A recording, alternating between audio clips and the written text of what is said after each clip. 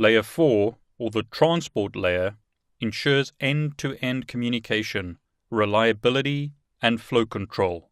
This layer performs message segmentation, where it accepts a message from the higher layers in the OSI model, in other words from the session layer above it, splits the message into smaller units if they're not small enough already, and then passes the smaller units down to the network layer for sending. The transport layer at the receiver will reassemble the message at this layer. This layer also handles transportation issues between hosts and ensures data transport reliability. The two main protocols at this layer are TCP, or Transmission Control Protocol, and UDP, or User Datagram Protocol. TCP provides reliability. It establishes, maintains, and terminates virtual circuits between devices. So two end systems will go through what's called the TCP three-way handshake to establish a connection between each other. Packets are sequenced, and if packets go missing, those packets will be retransmitted.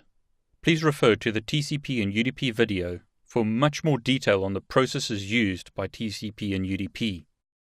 UDP, on the other hand, does not provide reliability. If packets are dropped, they are lost, and higher layer protocols at the application layer would need to ensure reliability. So UDP doesn't retransmit lost packets. TCP would, however. Flow control may also be implemented at the transport layer.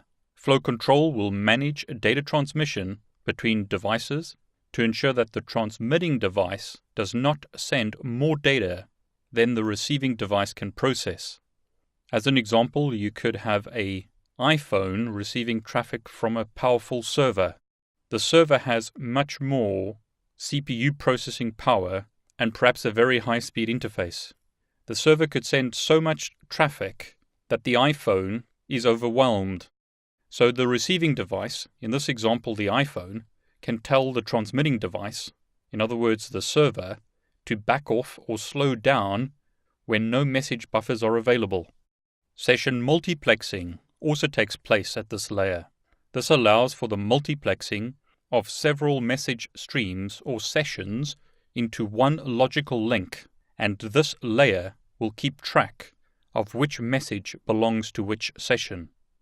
UDP, on the other hand, does not give us that kind of reliability. UDP is normally used for applications such as voice over IP or VoIP, which does not require retransmission of packets. In some cases, such as with VoIP or voice over IP, retransmitting packets would be irrelevant, and thus applications would use UDP when retransmission is not required. UDP is also more lightweight and has less overhead than TCP.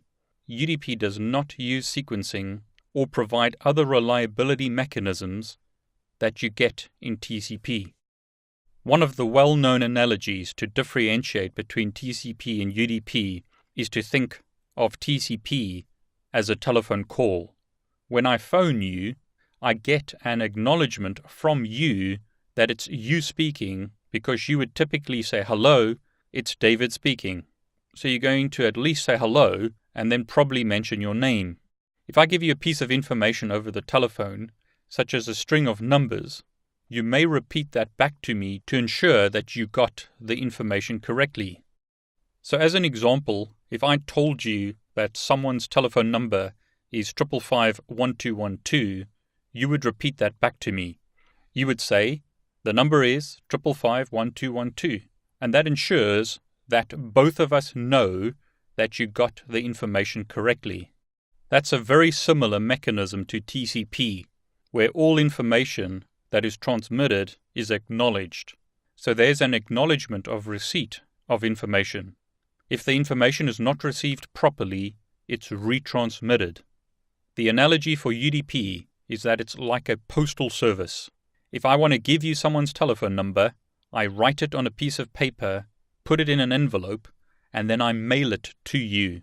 But in this case, there's no guarantee that the piece of mail will actually reach you, and in the same way, there's no reliability in UDP.